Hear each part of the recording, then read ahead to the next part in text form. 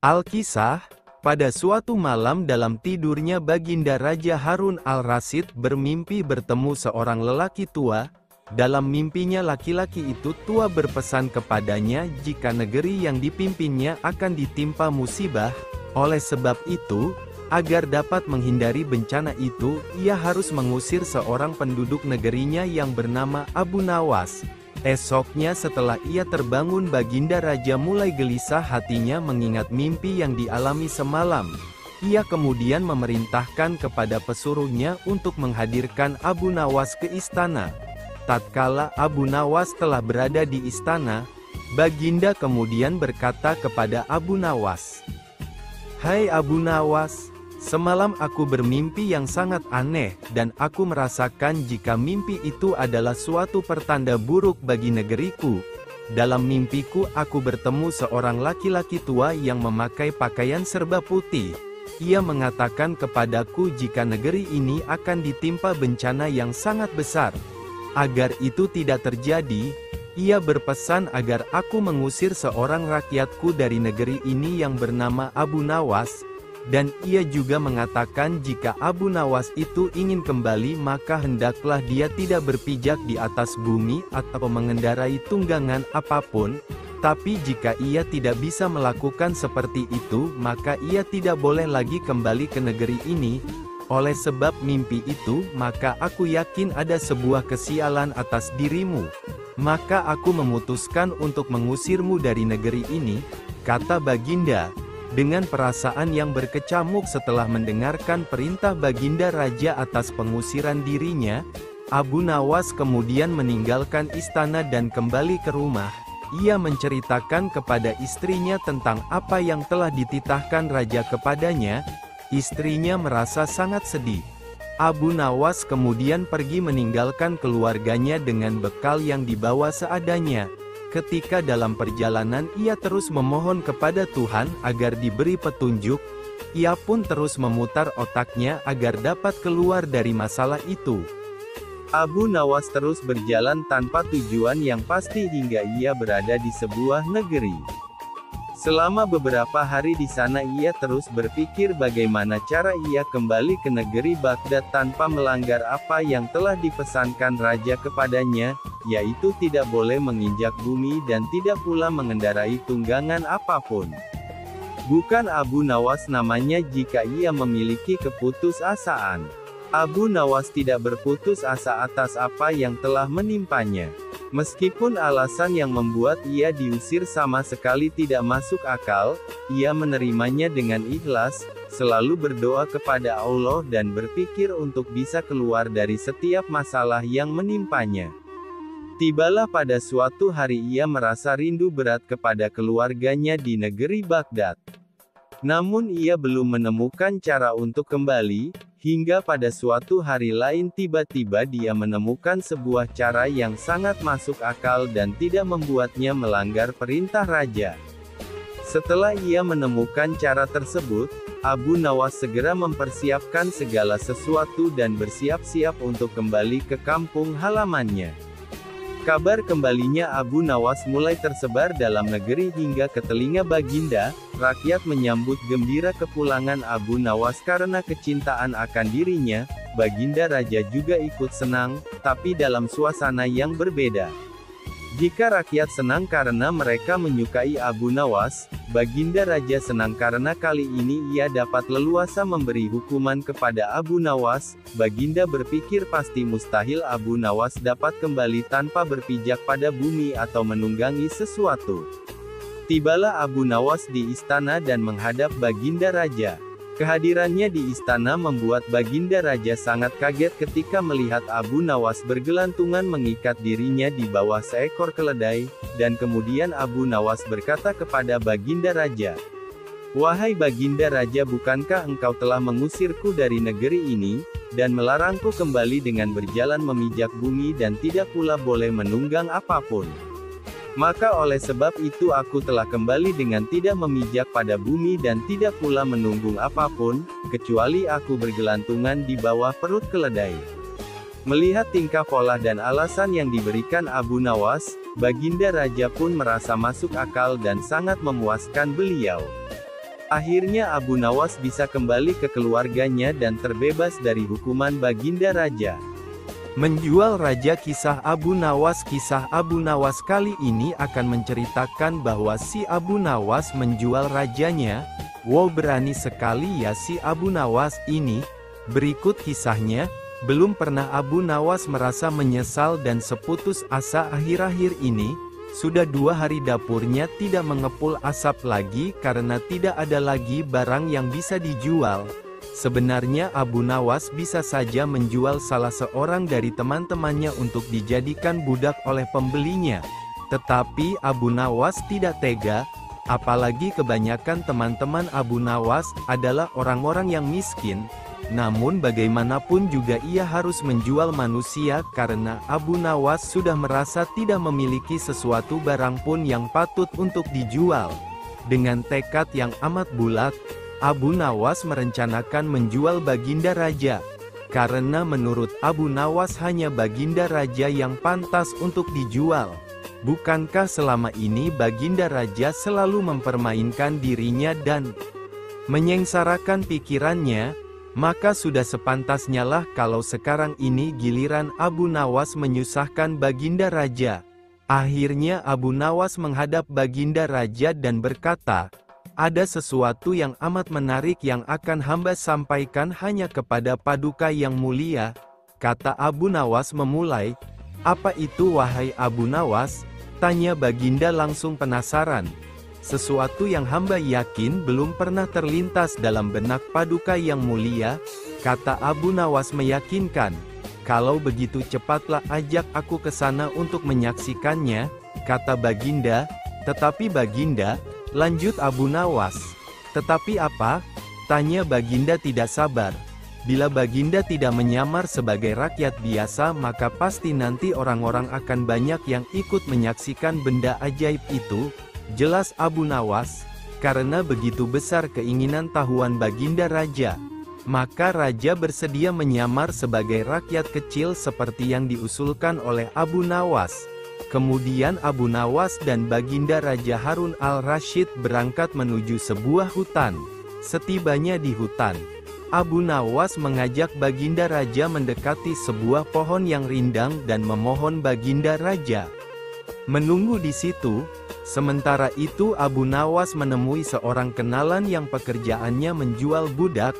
Abu Nawas mengajak pedagang budak itu untuk melihat calon budak yang akan dijual kepadanya dari jarak yang agak jauh. Abu Nawas beralasan bahwa sebenarnya calon budak itu adalah teman dekatnya. Maka dari itu Abu Nawas tidak tega menjualnya di depan mata. Setelah pedagang budak itu memperhatikan dari kejauhan, ia merasa cocok.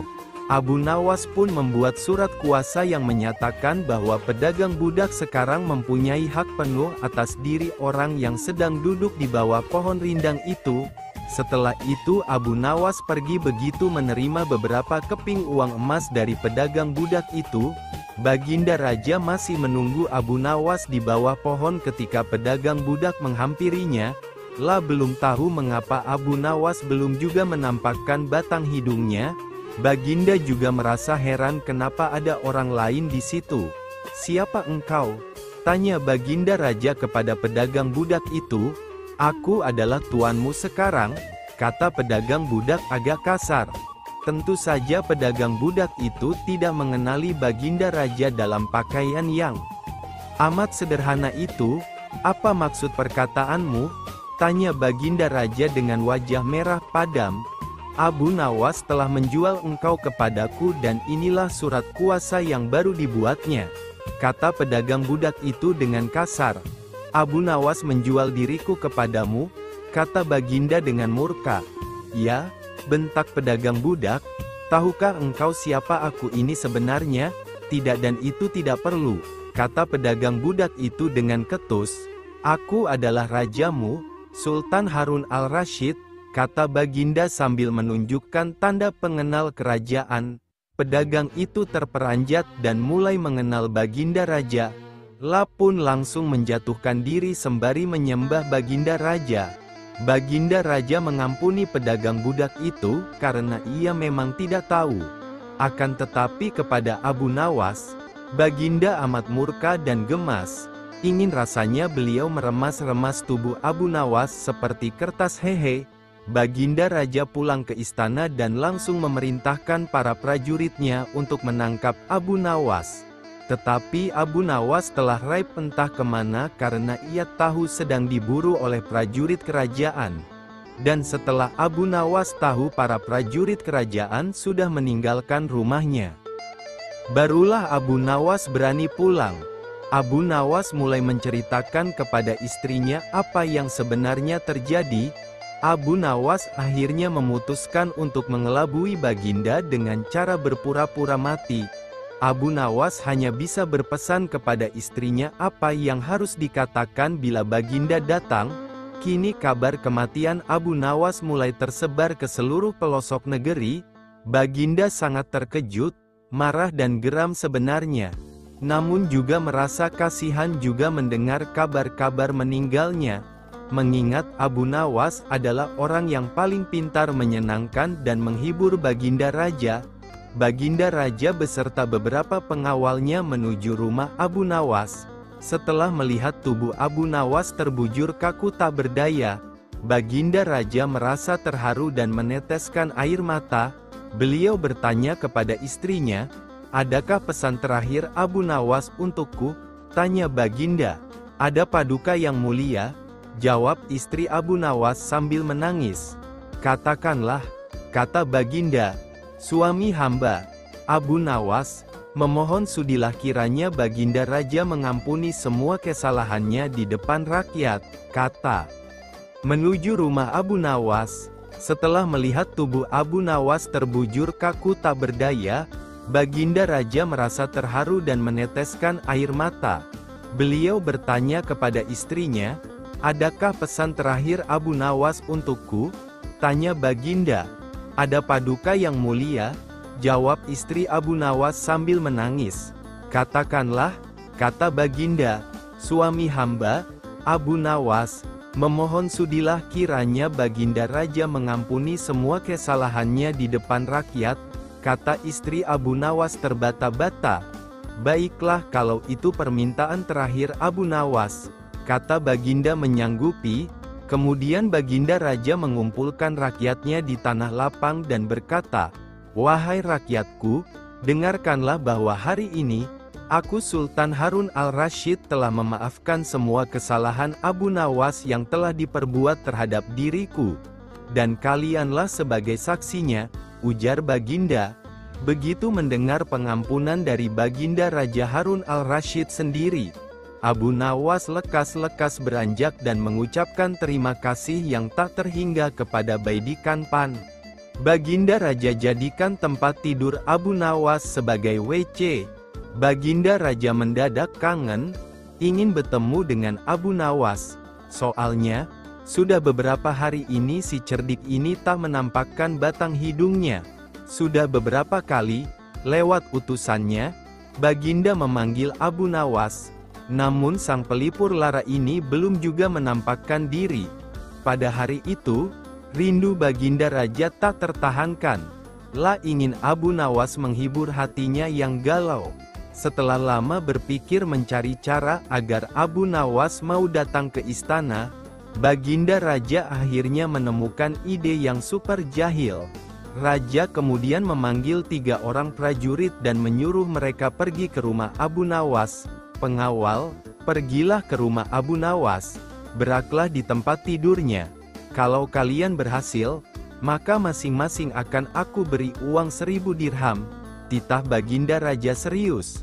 Kendati terasa aneh, tanpa pikir panjang, ketiga utusan Baginda Raja tersebut langsung menerima perintah Baginda. "Daulat Paduka," jawab ketiga prajurit tersebut secara bersamaan. Mereka pun langsung berangkat menuju rumah Abu Nawas sesuai titah Baginda Raja. Sementara itu, ada seorang pejabat tinggi kerajaan yang memperhatikan perintah sang raja kepada ketiga prajurit tersebut. Pejabat itu memberanikan diri untuk bertanya kepada raja, "Maaf Paduka, bukankah tugas yang diberikan itu tampak aneh dan menghina?" ujar pejabat setingkat pati itu. "Memang benar. Tapi itulah siasatku agar Abu Nawas segera hadir ke istana, jawab Baginda terkekeh. Apakah gerangan rencana Baginda? Tanya pejabat itu lagi menunjukkan bahwa dirinya belum paham. Nanti kamu akan segera mengetahuinya. Dan sekarang kamu ikutilah ketiga anak buahmu itu dan intahilah mereka. Sampaikan kepada Abu Nawas, bila dia berhasil menggagalkan tugas prajurit itu, maka ia akan aku beri uang 3.000 dirham dan sekaligus ia boleh memukul utusanku itu, kata Baginda Raja. Dengan perasaan yang masih bingung, pejabat itu segera melaksanakan perintah Raja. Dia segera berkemas dan menuju ke rumah Abu Nawas. Para prajurit Baginda Raja Harun al-Rasyid yang sudah berangkat lebih dulu sudah tiba di rumah Abu Nawas. Ketiganya langsung mengetuk pintu rumah. Tak lama setelah itu, Abu Nawas pun membukakan pintu dan bertemu ketiga utusan Baginda Raja. Kami diutus oleh Baginda Raja untuk buang air besar di tempat tidurmu. Karena ini perintah Raja, kamu tidak boleh menolak, kata salah satu prajurit. Abu Nawas kaget bukan kepalang. Tapi ia segera sadar, permainan sedang dirancang Baginda Raja. Oh, silakan, saya sama sekali tidak keberatan. Silahkan saja kalau kalian mampu melaksanakan perintah Raja, ucap Abu Nawas kemudian, segera memutar otak. Betul? Tanya prajurit Raja memastikan. Iya, silahkan saja, sahut Abu Nawas enteng. Abu Nawas mengawasi orang-orang itu beranjak ke tempat tidurnya dengan perasaan geram yang sudah ia tahan. Betul-betul kelewatan, gumam Abu Nawas dalam hati. Abu Nawas memutar otak untuk menggagalkan tindakan bodoh dan kurang ajar tiga prajurit itu.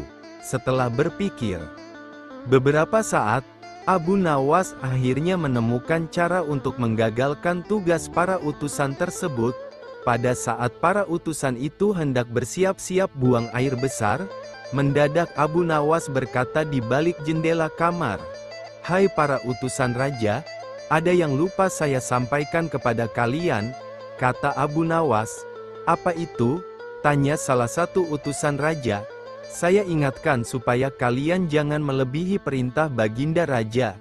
Jika kalian melanggar, saya akan pukul kalian dengan sebuah pentungan besar, dan setelah itu saya akan laporkan kepada Baginda bahwa kalian melanggar perintahnya," ancam Abu Nawas. Dengan cekatan Abu Nawas segera mengambil sebatang kayu besar yang ada di dapur rumahnya. Ia kemudian berlari kembali ke kamarnya dengan membawa pentungan kayu besar itu. "Hai, apa maksudmu tadi Abu Nawas?" tanya salah satu utusan. "Ingat, perintah Raja hanya buang air besar saja dan tidak boleh lebih dari itu," jawab Abu Nawas. "Iya, benar," jawab utusan Raja. "Aku ulangi lagi, hanya buang air besar saja.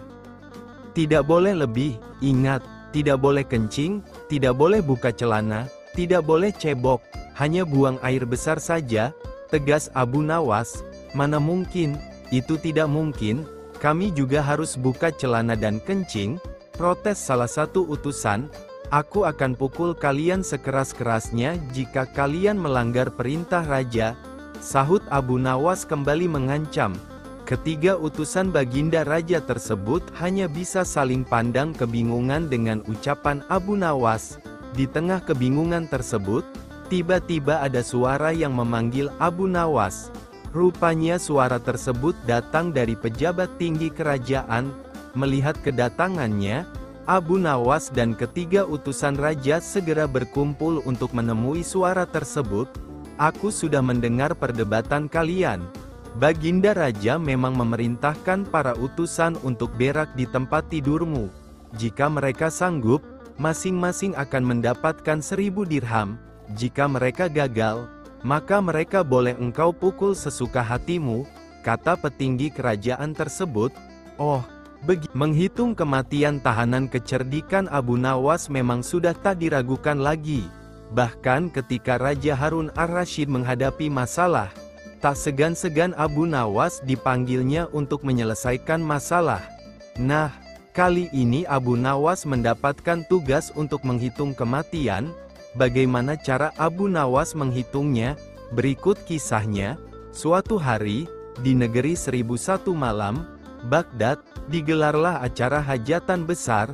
Sang Raja Harun ar-Rasyid pun berniat merayakan pesta ulang tahun kerajaan bersama-sama dengan seluruh rakyatnya. Pada hari yang telah ditunggu tiba, rakyat Baghdad dikumpulkan di depan pendapa istana. Raja Harun sang penguasa berdiri dan berkata, "Wahai rakyatku yang tercinta, hari ini kita mengadakan pesta ulang tahun kerajaan. Aku akan memberi hadiah kepada para fakir miskin. Aku juga akan memberikan pengampunan kepada para tahanan di penjara dengan mengurangi hukuman menjadi setengah dari sisa hukumannya," seru Baginda kepada rakyatnya, memberi keringanan hukuman pada tahanan. Mendengar ucapan sang raja, tentu saja rakyat Baghdad bersukaria. Mereka segera berpesta bersama dan menyantap aneka makanan yang telah disediakan. Tak berapa lama kemudian, para pengawal istana membagi-bagikan hadiah kepada fakir miskin.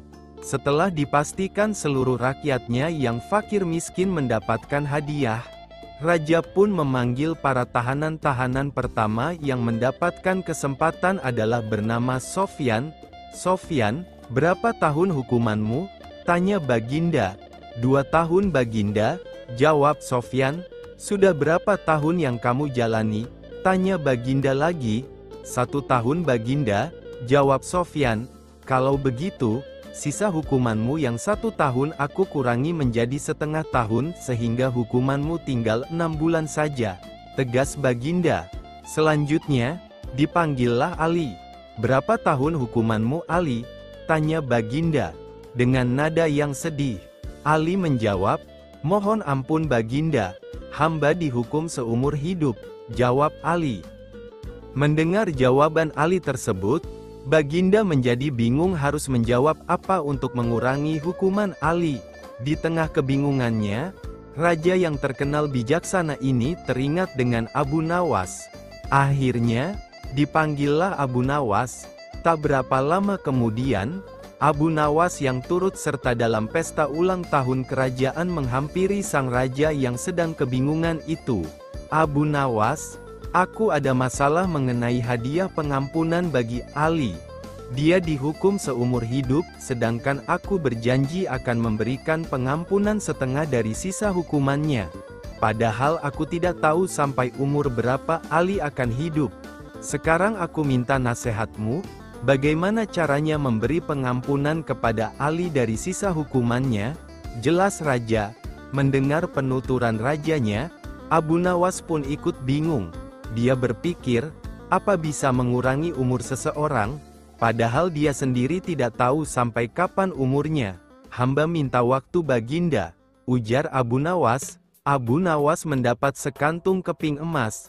Mendengar permintaan Abu Nawas, raja pun akhirnya memberikan kesempatan kepada Abu Nawas untuk berpikir. Raja hanya memberi waktu sehari semalam saja, tidak boleh lebih. Jadi, besok pagi Abu Nawas harus memberikan jawabannya. Sesampainya di rumah, Abu Nawas pun berpikir keras untuk menemukan pemecahan masalah tersebut. Dia tidak bisa tidur karena selalu kepikiran akan hal itu. Namun, selang beberapa waktu, tampaklah senyuman di bibir Abu Nawas. Pertanda solusi telah ditemukan. Abu Nawas pun malam itu segera masuk ke kamar untuk tidur dengan nyenyak. Pada pagi-pagi sekali, Abu Nawas telah bangun. Setelah mandi dan sarapan, dia pun pergi menghadap raja. Setelah berpamitan dengan istrinya, "Hamba sudah mendapatkan cara untuk memecahkan masalah si Ali. Baginda, begini Baginda, sebaiknya si Ali ini berada di luar penjara dan bisa bebas selama 1 hari. Lalu pada esoknya, dia dimasukkan lagi ke dalam penjara selama 1 hari pula. Lusa juga demikian, sehari bebas, sehari di penjara, begitu berlangsung terus selama umur si Ali itu." Jelas Abu Nawas, "Engkau memang pandai Abu Nawas. Kalau begitu, kamu juga akan aku beri hadiah, yaitu sekantung keping emas." ujar sang raja. Setelah itu, Abu Nawas pulang dengan wajah yang ceria. Abu Nawas ternyata perenang yang tangguh. Baginda berdecak kagum Al-Kisah. Pada suatu yang cerah Raja Harun al-Rasyid memanggil Abu Nawas. "Hari ini saya punya misi lain untukmu, Abu Nawas," titah raja dengan wajah serius. "Apa yang harus saya kerjakan, Yang Mulia?" tanya Abu Nawas penuh tanda tanya. "Kau tahu bahwa kita punya teluk yang luas, bukan?" tanya raja kemudian. "Menyedihkan sekali tak seorang pun pernah menyeberang teluk. Saya bertanya-tanya, apakah mungkin seorang manusia berenang ke seberang teluk?" lanjut Baginda Raja. Abu Nawas masih khusyuk mendengar titah selanjutnya. Ketika Baginda berujar, "Abu, saya butuh kau menjawab keingintahuanku. Saya mau kau mengambil misi ini sebagai tugas terhormat," titah raja akhirnya. "Tuan, saya bukan seorang perenang yang baik," gila Abu Nawas dengan wajah pucat. "Saya tahu," ucap Baginda mendesak. "Tapi setiap orang mengetahui kalau kau adalah pria terpintar di negeri ini, kau harus dapat mengerjakan tugas ini," kata raja dengan nada memaksa. Abu Nawas tidak bisa berkutik. Dia tergagap. Kemudian dengan sangat terpaksa dia berujar, "Ya, saya akan mengerjakannya, Yang Mulia." Pertemuan selesai. Abu Nawas menggerutu begitu meninggalkan istana. Kepalanya tiba-tiba menjadi berat. Susah diajak berpikir. Asam lambungnya juga naik. Tanda stres sedang hinggap. Selanjutnya si cerdik ini berjalan gontai ke pantai. Lah memandangi teluk yang luas itu. Beberapa kali ia menarik nafas dalam-dalam. Pikirannya masih kalut. Ketika ia akhirnya duduk di bawah sebuah pohon palem. Dia mencoba mencari ide menyiasati misi yang mustahil itu. Pada waktu itu ia melihat pakaian anak-anak tergeletak di atas bebatuan di sampingnya. "Di mana anak itu? Mereka pasti berenang di pantai," gumam Abu Nawas. Seketika itu juga, kepala Abu Nawas tiba-tiba enteng. Asam lambungnya normal-normal saja. Cuma hanya kepingin makan yang enak-enak. Senyumnya pun terkembang. Nampaknya ia telah menemukan ide cemerlang. Abu Nawas lalu pulang dan bangun pagi-pagi sekali pada hari berikutnya. Dia segera pergi ke pantai. Sambil tersenyum, Abu Nawas melepaskan pakaian dan cincinnya lalu meletakkannya di pasir. Lah juga melepaskan sepatunya dan meletakkannya di samping pakaiannya. Setelah itu, Abu Nawas kembali lagi ke rumah. 1 jam kemudian raja dan para menterinya datang ke pantai. Mereka terkaget-kaget ketika mengetahui ada pakaian Abu Nawas yang teronggok di atas pasir. Mereka pun berspekulasi, Abu Nawas sedang berenang mengarungi laut untuk mencapai teluk. "Luar biasa, ini orang," gumam Baginda geleng-geleng kepala. Tapi sebagian dari mereka meragukan kalau Abu Nawas yang punya kemampuan berenang pas-pasan berani mengarungi laut. Untuk membuktikan rasa penasaran, mereka semua akhirnya sepakat untuk mendatangi rumah Abu Nawas. Sampai di rumah Abu Nawas, raja dan para menteri hanya ditemui oleh istrinya. Lah mengatakan kalau Abu Nawas meninggalkan rumah pagi hari sebelumnya.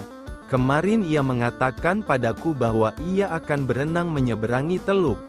Dia berkata bahwa Yang Mulia memerintahkannya melakukan demikian.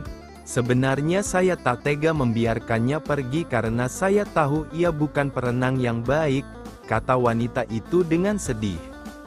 Tiba-tiba datang seorang pengawal istana melapor, "Yang Mulia, Abu Nawas ditemukan." Pengawal itu kemudian bercerita jika pada sore hari 3 nelayan di pantai melihat seorang pria berenang. Ketika mereka mendekatinya, mereka tahu bahwa yang berenang adalah Abu Nawas. Karena terlihat sangat lelah, maka mereka membantu Abu Nawas mencapai pantai. Tapi tak lama setelah itu Abu Nawas malah pingsan. Tak lama setelah itu, raja dan beberapa pengawal pergi ke pantai. Raja lalu duduk di samping Abu Nawas. Abu, panggil raja sambil menggoyang-goyangkan tubuh Abu Nawas. Pelan sekali, Abu Nawas membuka matanya. Legalah hati Raja Harun al-Rasyid. La memegang tubuh Abu Nawas dengan erat. La terlihat sangat menyesal karena telah menyebabkan Abu Nawas menderita. Abu Nawas tersenyum tipis ketika sang raja memeluknya dan mengatakan, "Kau hebat, Abu." Taruhan yang berbahaya pada suatu sore ketika Abu Nawas ke warung teh, kawan-kawan sudah berada di situ. Mereka memang sengaja sedang menunggu Abu Nawas. Nah, ini Abu Nawas datang. Kata salah seorang dari mereka. "Ada apa?" kata Abu Nawas sambil memesan secangkir teh hangat.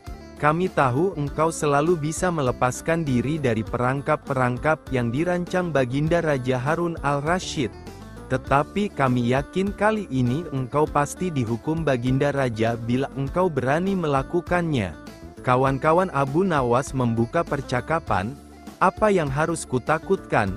Tidak ada sesuatu apapun yang perlu ditakuti kecuali kepada Allah SWT," kata Abu Nawas menentang. "Selama ini belum pernah ada seorang pun di negeri ini yang berani memantati Baginda Raja Harun al-Rasyid. Bukankah begitu, hai Abu Nawas?" tanya kawan Abu Nawas. "Tentu saja tidak ada yang berani melakukan hal itu karena itu adalah pelecehan yang amat berat, hukumannya pasti dipancung," kata Abu Nawas memberitahu. "Itulah yang ingin kami ketahui darimu. Beranikah engkau melakukannya?" "Sudah kukatakan bahwa aku hanya takut kepada Allah SWT saja. Sekarang apa taruhannya bila aku bersedia melakukannya?" Abu Nawas ganti bertanya. 100 keping uang emas. Di samping itu Baginda harus tertawa tatkala engkau pantati, kata mereka. Abu Nawas pulang setelah menyanggupi tawaran yang amat berbahaya itu. Kawan-kawan Abu Nawas tidak yakin Abu Nawas sanggup membuat Baginda Raja tertawa, apalagi ketika dipantati. Kayaknya kali ini Abu Nawas harus berhadapan dengan Algojo pemenggal kepala. Minggu depan Baginda Raja Harun al-Rasyid akan mengadakan jamuan kenegaraan. Para menteri, pegawai istana dan orang-orang dekat Baginda diundang, termasuk Abu Nawas. Abu Nawas merasa hari-hari berlalu dengan cepat karena ia harus menciptakan jalan keluar yang paling aman bagi keselamatan lehernya dari pedang Algojo. Tetapi bagi kawan-kawan Abu Nawas hari-hari terasa amat panjang, karena mereka tak sabar menunggu pertaruhan. Yang amat mendebarkan itu, persiapan-persiapan di halaman istana sudah dimulai. Baginda Raja menginginkan perjamuan nanti meriah, karena Baginda juga mengundang raja-raja dari negeri sahabat. Ketika hari yang dijanjikan tiba, semua tamu sudah datang kecuali Abu Nawas. Kawan-kawan Abu Nawas yang menyaksikan dari jauh merasa kecewa karena Abu Nawas tidak hadir. Namun ternyata mereka keliru. Abu Nawas bukannya tidak datang tetapi terlambat sehingga Abu Nawas duduk di tempat yang paling belakang. Ceramah-ceramah yang mengesankan mulai disampaikan oleh para ahli pidato. Dan tibalah giliran Baginda Raja Harun al-Rasyid menyampaikan pidatonya. Seusai menyampaikan pidato, Baginda melihat Abu Nawas duduk sendirian di tempat yang tidak ada karpetnya. Karena merasa heran, Baginda bertanya, "Mengapa engkau tidak duduk di atas karpet?" "Paduka yang mulia, hamba haturkan terima kasih atas perhatian Baginda. Hamba sudah merasa cukup bahagia duduk di sini," kata Abu Nawas. "Wahai Abu Nawas, majulah dan duduklah di atas karpet, nanti pakaianmu kotor karena duduk di atas tanah." Baginda Raja menyarankan. "Ampun tuanku yang mulia, sebenarnya hamba ini sudah duduk di atas karpet." Baginda bingung mendengar pengakuan Abu Nawas. Karena Baginda melihat sendiri Abu Nawas duduk di atas lantai. "Karpet yang mana yang engkau maksudkan wahai Abu Nawas?" tanya Baginda masih bingung. "Karpet hamba sendiri tuanku yang mulia. Sekarang hamba selalu membawa karpet kemanapun hamba pergi," kata Abu Nawas seolah-olah menyimpan misteri. "Tetapi sejak tadi aku belum melihat karpet yang engkau bawa," kata Baginda Raja bertambah bingung. "Baiklah Baginda yang mulia, Kalau memang ingin tahu, maka dengan senang hati hamba akan menunjukkan kepada paduka yang mulia, kata Abu Nawas sambil beringsut-ringsut ke depan. Setelah cukup dekat dengan Baginda, Abu Nawas berdiri kemudian menunjukkan potongan karpet yang ditempelkan di bagian pantatnya. Abu Nawas kini seolah-olah memantati Baginda Raja Harun al-Rasyid. Melihat ada sepotong karpet menempel di pantat Abu Nawas, Baginda Raja tak bisa membendung tawa sehingga beliau terpingkal-pingkal diikuti oleh para undangan. Menyaksikan kejadian yang menggelikan itu, kawan-kawan Abu Nawas merasa kagum.